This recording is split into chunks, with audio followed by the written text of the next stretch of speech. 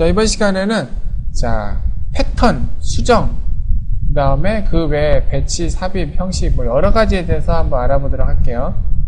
자, 이거 한 번에 묶어서 하는 이유는 자, 제가 이거하고 똑같아요. 못가게나 못가게하고 똑같습니다.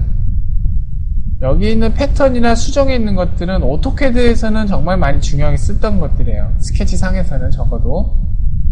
그런데 인벤터에서는 자, 스케치상에서는 이런 패턴이나 이동 복사 회전 명령은 그다지 의미가 없습니다. 여러분께서 스케치만 초반에 잘하고 구속 조건 잘 하셨으면은 이 명령들은 거의 쓸 일이 없는 명령들이에요. 하지만 일단은 쓰는 법을 알아야 되기 때문에 제가 간략하게나마 설명을 드리겠습니다. 자, 첫 번째로 직사각형 패턴. 직사각형 패턴 같은 경우에는 자, 요런 직사각형이 있다고 봤을 때 클릭하고 자, 형상을 선택해야 되죠? 쭉 끌어서 형상을 선택한 다음에 자, 방향은 일단 스케치 선으로 주어지게 되어 있습니다. 이렇게 수직하거나 수평한 선을 하면 수직하거나 수평한 선 방향으로 나가겠죠? 대각선 방향으로 되어 있으면 대각선 방향으로 나갈 것이고, 자, 그럼 이것을 누른 다음에 자, 거리를 뭐 주고 15 정도 줄까요? 개수를 이렇게 주고, 그리고 선언이 끝났으면 두 번째 방향을 선택을 하시고 개수를 한 3개 정도 두고 거리를 한 10 정도 두고 밑이 아니라 위로 가야겠네? 그럼 방향을 이렇게 바꿔주고 여기 반전 버튼을 이용해서 바꿔주고요. 이쪽도 마찬가지예요. 방향이 틀리면은 반전 방향으로 이렇게 바꿔주고요.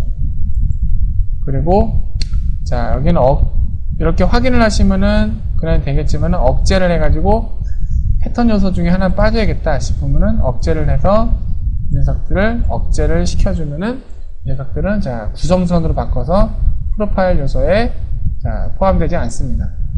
만약에 이 패턴을 수정하시려면은 이 치수로 수정하시는 방법도 있긴 하지만은 개수나 그 외에 복합적으로 수정을 하시려면은 이 개체되고 마우스 오른쪽 버튼을 누르신 다음에 패턴 편집을 하셔가지고 여기서 원하는 대로 여러분께서 바꿔주시면 되겠습니다. 18이라든지 자, 이런 식으로 바꿔주면 되겠죠.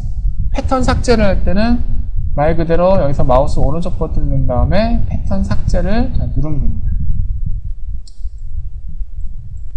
자, 두 번째로 원형 패턴. 원형 패턴은 자, 현재 패턴할 요소가 없으니까 일단 원을 하나 그려놓고 볼게요.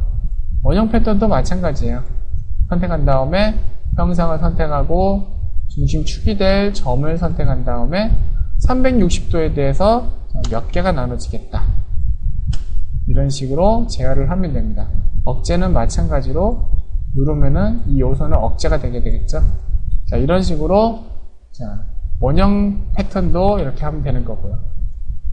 자, 대칭 패턴도 마찬가지예요. 대칭 패턴도 여기에 중심선에 대해서 이런 개체를 이게 미러시키는 자, 그런 패턴입니다. 선택한 다음에 자, 개체를 선택하고 대칭선을 선택을 한 다음에 적용을 하면은 다음과 같이 이렇게 이 선에 대해서 대칭된 요소가 이렇게 작성이 되게 되는 거죠. 자, 패턴은 여기서 이 정도로 하고요. 자, 수정 명령에 보면은 자, 이동, 복사, 회전 요 3개는 여기하고 좀 여기 9개가 있는데 이동, 복사, 회전, 그 다음에 분할, 뭐 축척, 느리기 요 녀석들은 그다지 쓸 일이 없어요. 특히 분할 명령은 제가 뭐 별로 써본 적이 없어요. 이건 나중에 스케치 프로파일 이게 영역이 안 될 때 그럴 때나 뭐 쓰려나? 뭐 이런 겁니다. 일단은 이동 같은 경우에는 해당 요소가 이렇게 있으면은 이동 명령으로 선택을 한 다음에 기준점을 이렇게 해서 여기다가 이렇게 옮기는 게 이동이고요. 그 다음에 예를 들어 이동했을 때 복사 버튼을 누른 다음에 이동을 하면은 자, 이렇게 복사가 이렇게 되게 됩니다. 근데 이런 거는 보면은 복사 명령하고 크게 다를 게 없는 게 선택한 다음에 기준점을 이렇게 하면은 이렇게 갖다 붙일 수 있죠. 이렇게 복사해서 할 수 있죠. 이동하고 다는 거는 다중 복사가 된다는 거네요. 이렇게 클립보드를 해가지고 복사해 넣을 수도 있고요. 그 다음에 회전 명령은 말 그대로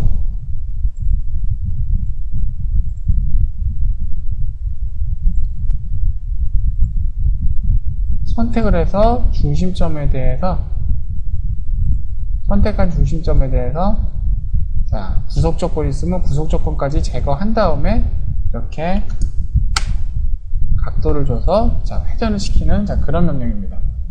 자, 그리고 이제 자르기 명령. 자르기 명령은 조금 중요한데요. 프로파일, 복잡한 프로파일을 작성할 때 교차돼 가지고 잘라야 될 거. 그러니까 오토캐드에서 말하면 트림이라고 부르겠죠. 트림.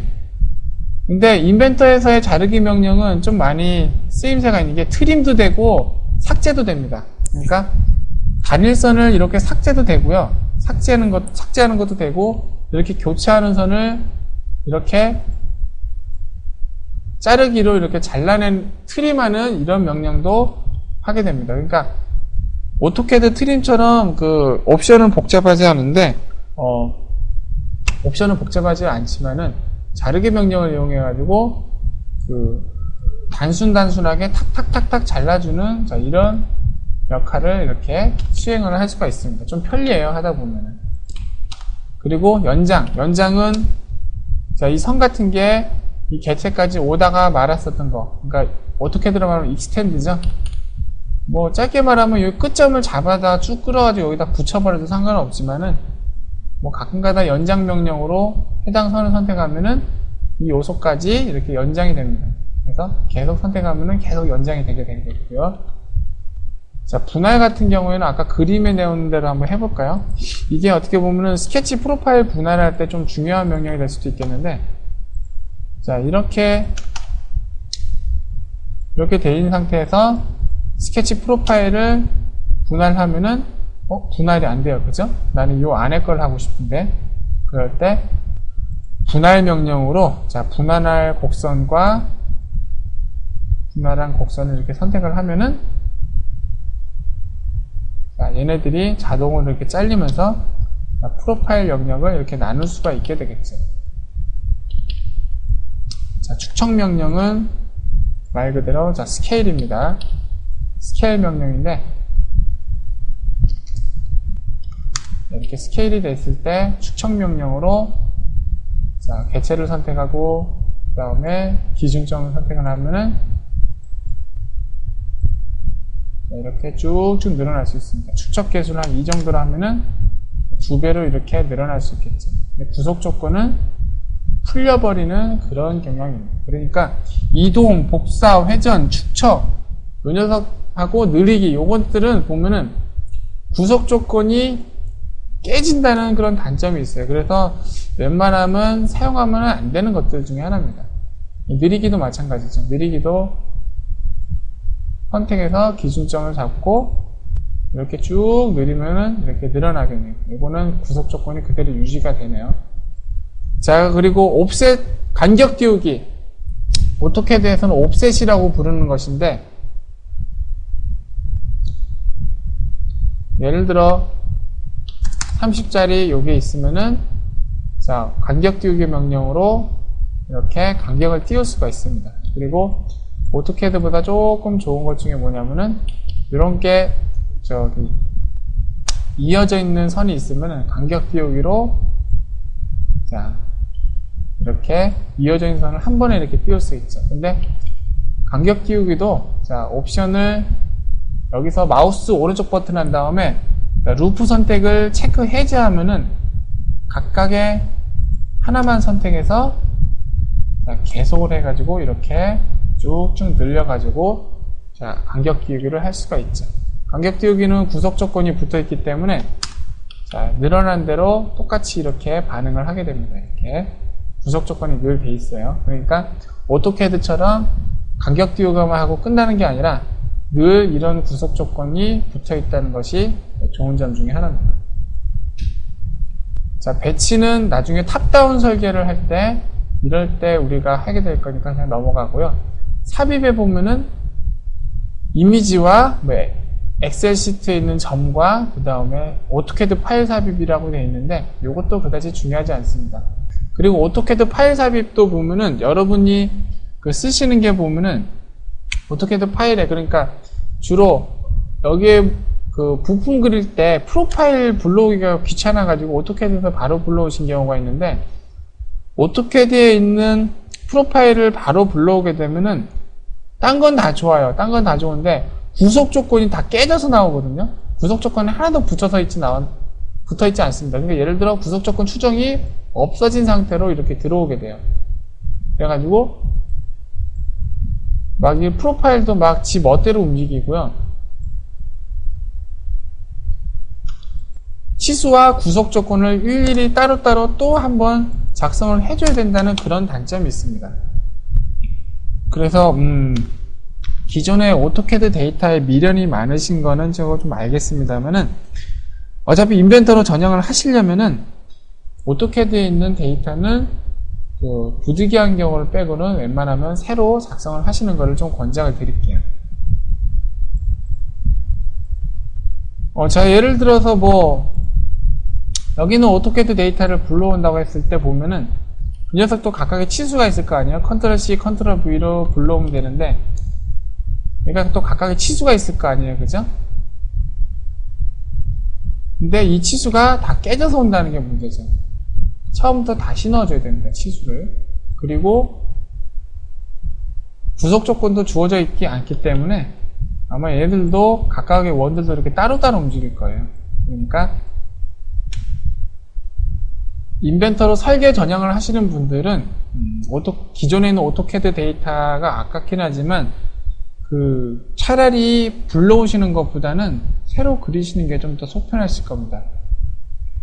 이게 근데 만약에 내가 불러오는 오토캐드 데이터가 설계 변경이 절대 이루어지지 않을 거다라는 자신이 있으시면 불러와도 상관없는데 만약에 이게 설계 변경이 이루어진다 그러시면은 반드시 이거를 다 새로 그리시는 게 훨씬 낫습니다.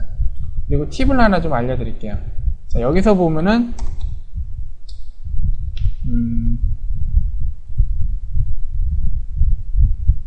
자, 여기서 보면은 이 지름의 치수 있잖아요. 지름 치수가 160이었어요. 그죠? 160이었는데 이 녀석을 복사 붙여넣기로 이렇게 갖고 오니까 자, 이렇게 커졌어요. 그죠? 4064래요. 오, 너무 커. 자, 이 이유가 뭘 것 같아요? 자, 이렇게 된 이유가 뭐냐면은 이게 그 도면이 오래될수록 보면은 이게 도면이 오토캐드 영문판에서 작성이 된 거거든요, 이게. 근데 오토캐드 영문판이라면은 옛날에 한글판이 이루어질 때 옛날에 한글판이 없었을 때는 보면은 이 영문판은 미국 건이란 말입니다. 그래서 이 도면의 기본 환경이 밀리미터가 아닌 인치로 되어 있을 경우가 많아요. 그래서 자, 보시면 여기가 160이라고 되어 있는데 사실은 이게 160mm가 아니라 160인치라고 이렇게 되어 있는 겁니다. 그래서 160인치를 인벤터에서 밀리미터로 환산하니까 4000mm가 되는 이런 황당한 사태가 발생을 하는 거거든요. 이런 경우는 어떻게 하냐면은 이런 프로파일을 컨트롤 C로 복사를 한 다음에 자, 새로 만들기를 한 다음에 오토캐드 ISO 같은 그 기본 단위가 밀리미터인 환경을 새로 엽니다. 그런 다음에 여기다 다시 한번 붙여넣기를 하세요. 그러면은 160인치가 그 밀리미터인 환경으로 넘어오면서 160mm로 다시 컨버전 됩니다. 그러면 요거를 다시 한번 선택을 한 다음에 다시 복사를 해서 자, 인벤터로 다시 불러오면은 자, 아까하고는 다르게 이번에는 올바르게 160mm로 컨버전이 정확하게 돼서 자, 들어오게 되죠. 자, 기존의 오토캐드 사용자분들은 자, 이런 거를 정확하게 인식하신 다음에 작업을 하면 되겠습니다.